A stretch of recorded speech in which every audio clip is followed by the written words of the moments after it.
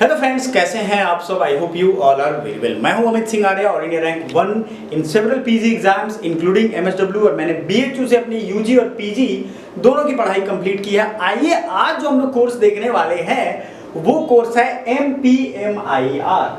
क्या इसके career option, salary, government, private job, किस तरीके की नौकरी मिलेगी आपको, ये सब बात करेंगे हम इस वीडियो के आखिरी तक। हमारा एप्लीकेशन है एकेडमी पॉइंट और आपके लिए हमने एक सेपरेट प्लेलिस्ट बना दिया है, जो कि प्लेलिस्ट आपको कहां मिल जाएगा, इसी चैनल पे जिस पे आप देख रहे हो। एप्लीकेशन का नाम जरूर याद रखिएगा। एमपीएमआईआर क्या है और क्यों चुने। एमपीएमआईआर कोर्स की सिलेबस, टॉप यूनिवर्सिटी, एमपीएमआईआर के लिए योग्यता, कोर्स फी, प्रवेश प्रक्रिया, एंट्रेंस एग्जामिनेशन कैसा होता है एमपीएमआईआर के बाद, कौन कौन सी नौकरी आपको मिल सकती है, ये सब कुछ हम लोग देखने वाले हैं। तो आगे बढ़ने से पहले वीडियो को लाइक जरूर कर दीजिएगा। कंटेंट आपको जरूर पसंद आएगा, बारीकी से समझेंगे। मेरी हैबिट नहीं है कि आपको वो चीजें बताऊं, हाइप क्रिएट करूं, बेसिक लेवल से समझाता हूं। इंग्लिश में लिखा है, हिंदी में समझाऊंगा, दिल थाम के बैठिए। बीएचयू के बारे में एक ये फेमस कोर्स है जो कि प्लेसमेंट ओरिएंटेड है। अच्छा, आप पढ़ाई कर रहे हो, उसके दो उद्देश्य है। एक तो अच्छा आदमी बनो भाई, पढ़ा लिखा आदमी समझदार होता है, उसमें बुद्धिमानी होती है, ऐसा माना जाता है। हालांकि हर पढ़ा लिखा ऐसा नहीं हो सकता, लेकिन माना जाता है।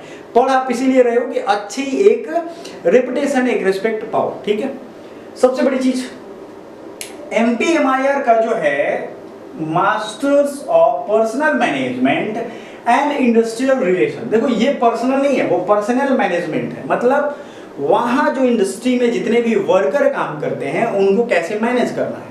अब इंडस्ट्री में भाई वर्कर को क्या करते हैं, कोई वर्कर है जो दिन में अच्छा काम करता है, रात में उससे होता ही नहीं है, तो उसको तो उसी शिफ्ट में रखेंगे। हालांकि ये एचआर का काम है, लेकिन अगर ये कोर्स करोगे तो एचआर टाइप ही जॉब आपको मिलेगा, एचआर डिपार्टमेंट में ही जॉब मिलेगा। एक आपको एग्जांपल दे रहा हूं, फैक्ट्री सेटअप में, इंडस्ट्रियल लोकेशन में, इंडस्ट्रियल सेटअप में इसके जॉब लगते हैं जो कि काफी अच्छे। मैं कंपनीज का नाम भी बताऊंगा, प्लेसमेंट आपको बताऊंगा कितने तक हो जाएगा।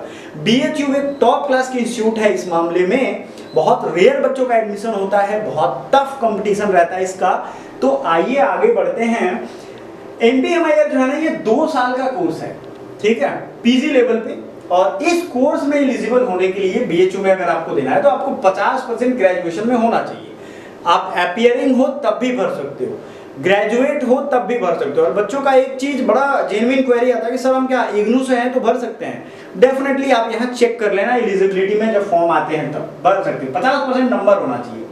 The total tuition fee for master personal management ये आपके इतने हैं, बट ये आपको हम आगे भी दिखाएंगे। टोटल सीट जो है, क्योंकि पूरी इंफॉर्मेशन हम देते हैं, 59 बच्चों का आएगा यहाँ पे। बहुत सारे कोर्सेज और भी हैं, धीरे धीरे करके हम लोग देख रहे हैं। 59 स्टूडेंट्स, सोच लो कितनी ज्यादा इसमें वो है। अब आपको समझा दें, सेंट्रल यूनिवर्सिटी है बीएचयू, तो इसकी गरिमा, इसका इंपॉर्टेंस आपको पता होगा। नेशनल इंपॉर्टेंस की यूनिवर्सिटी है। ड्यूरेशन 2 साल, कोर्स लेवल पीजी डिग्री का है। मोड ऑफ कोर्स जो है वो फुल टाइम है। अब आप ये सोचोगे कि ये कोर्स फुल टाइम है या हाफ टाइम है, तो भैया ये फुल टाइम है।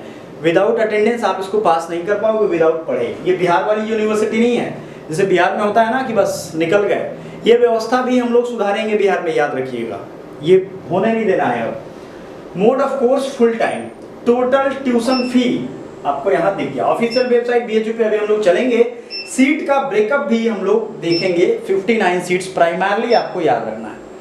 भैया देखो, जो बच्चे ट्यूशन फी वगैरह, हॉस्टल फी वगैरह नहीं जानते हैं, वो फी कंपोनेंट देख सकते हैं यहाँ पे। इसमें थोड़े बहुत बदलाव हो सकते हैं, हर साल इसके डेटा निकलता है, तो आपको देख लेना है कि उस साल में क्या है, बट फी इसी के अप्रॉक्स रहेगा। क्लियर है ये चीज। अब आ जाते हैं प्लेसमेंट की, जिसको आपको बहुत ज्यादा जरूरी है। प्लेसमेंट, स्टैटिस्टिक्स, सब कुछ हम बात करेंगे। कौन कौन सी कंपनीज हैं उनमें बात करेंगे, क्योंकि हमने वीडियो के शुरू में ही आपसे कहा था कि एमपीएमआईआर क्या है। कोर्स की सिलेबस अभी देखेंगे। टॉप यूनिवर्सिटी में बीएचयू इज टॉप। इसके लिए योग्यता क्या है, 50% आपकी ग्रेजुएशन में होनी चाहिए। कोर्स फी हमने दिखा दिया। अब आपको दिखा देंगे प्लेसमेंट कौन कौन सी कंपनी में है, फिर कोर्स का सिलेबस दिखा देंगे आपको। समझ में आ रहा है आपको? तो आइए देखते हैं टॉप रिक्रूटर्स, जो कंपनी जॉब देती है इस फील्ड में। जो टॉप के रिक्रूटर्स होते हैं, ये टॉप रिक्रूटर्स हैं। इसके अलावा भी बहुत कंपनी आती है बीएचयू में। हर सेंट्रल यूनिवर्सिटी में आई थिंक होता है dedicated placement cell. Dedicated placement ही उनका काम होता है। समझ में आ रहा है? क्रोमा, ये डिलॉयट की कंपनी है, डिलॉयट भी से कहते हैं कुछ लोग। Genpact, IBM, Infosys, KPMG, Mphasis, SBI life, Tata AIG, Wipro, ये सब काफी फेमस कंपनी है।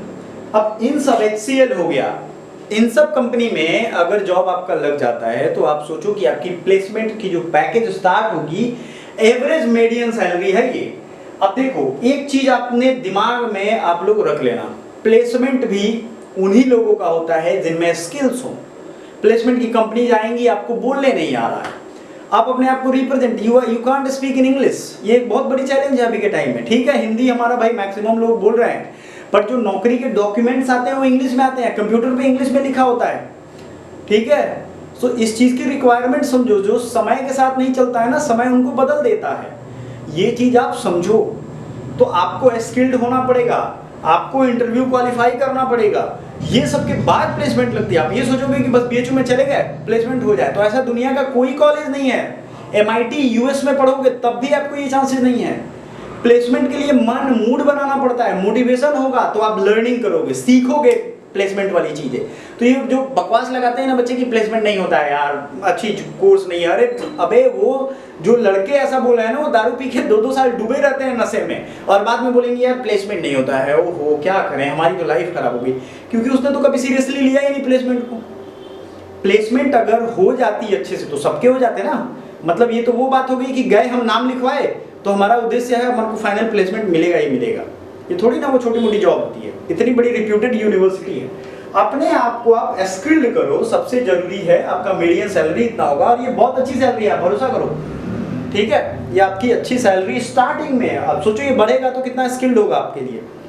ये प्राइवेट जॉब में आपके इतने ऑप्शन है। आप पूछोगे सर कि गवर्नमेंट जॉब में क्या ऑप्शन है? बहुत ऑप्शन है। गवर्नमेंट PSU में बहुत ऑप्शन है, जिसमें MA की डिग्री की एसेंशियलिटी होती है, बहुत सारी वैकेंसी आती है। एग्रीकल्चर में आपने ICAR का नाम सुना होगा, उसके कुछ कुछ HR की पोस्ट, बहुत बड़े बड़े HR के, जैसे आप किसी भी संस्था में, चाहे वो एम्स हो, चाहे सरकारी डिपार्टमेंट हो, HR की कुछ कुछ विंग में आप फॉर्म भर सकते हो।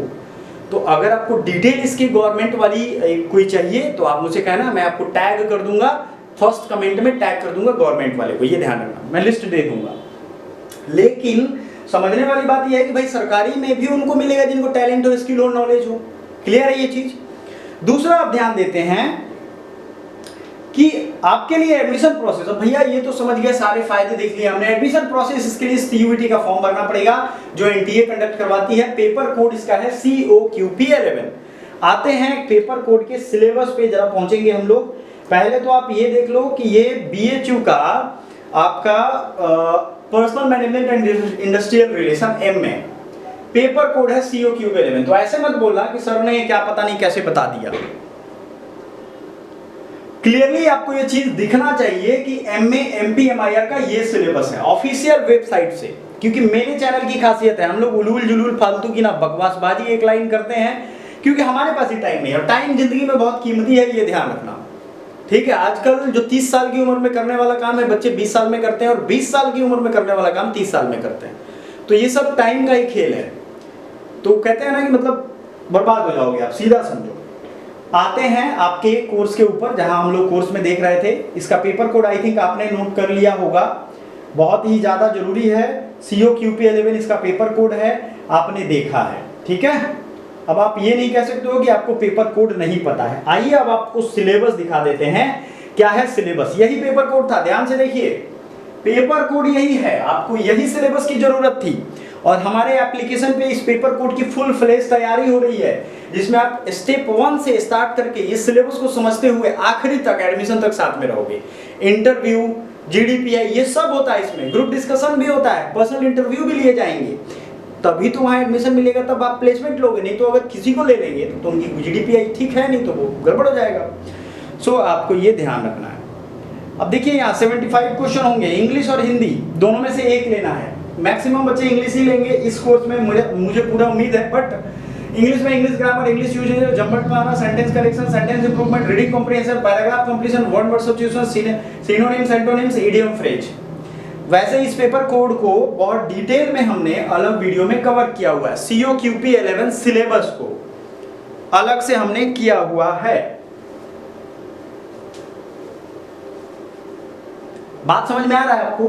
COQP 11 में तो उस वीडियो को भी हम टैग कर देंगे। हिंदी में इतने सारी चीजें पढ़नी है आपको, हिंदी व्याकरण, अशुद्ध, वाक्य शुद्धि, वाक्य परिष्कार, वही इंग्लिश वाला ही है, ठीक है, मुहावरे, कहावतें। लेकिन जीके आपको लगभग पूरा पढ़ना है, जिसमें literature, history, Indian constitution, personality, sports, national and international economy, economic science, politics, legal awareness, trade awareness, geography, culture. Clear? ये चीज बहुत आराम से प्यार से समझा रहा हूं, नहीं समझ में आएगा तो कहीं भी कुछ नहीं समझ में आएगा। कंप्यूटर में आपके इतने सिलेबस है, देख लो, फंडामेंटल से लेके important computer related terms, virus, web browser, website, computer network, internet, input and output, hardware, software, ये सारा कुछ से सवाल आता है। उसके बाद आपका आ जाएगा general aptitude and logical reasoning. ये पूरा सीधा समझो आप, एसएससी का जो मैथ रीजनिंग का सिलेबस है वो है। ज्यादा आपका दिमाग में नहीं खाऊंगा यहाँ पे, क्योंकि एक चीज को बार बार बताने का मतलब एसएससी में आपने ये सब देखा होगा, नहीं देखा है तो आप देख लो। LCM, HCM, percentage, simple interest, compound interest, time and work, pipe system, time distance, stock share, सब कुछ है यहाँ पे जो आपसे पूछा जाएगा। अगला जो चीज ध्यान रखना है, लॉजिकल रीजनिंग भी अच्छा खासा सवाल इसमें पूछा जाएगा। कुल मिला के 41 चैप्टर्स हैं इन दोनों का। तो आपके लिए एक डेडिकेटेड कोर्स हमारे इस चैनल पे मिल जाएगा, डिस्क्रिप्शन में लिंक है एप्लीकेशन का, जरूर उसका फायदा उठाइए। और ऑफर्स जब भी आए तो आप कोर्स में एडमिशन ले सकते हो। तो आई होप आपके सारे डाउट्स क्लियर हो गए होंगे। इसके अलावा भी कोई अगर प्रॉब्लम मुसीबत है तो हमें ज़रूर पूछिएगा। Thank you so much.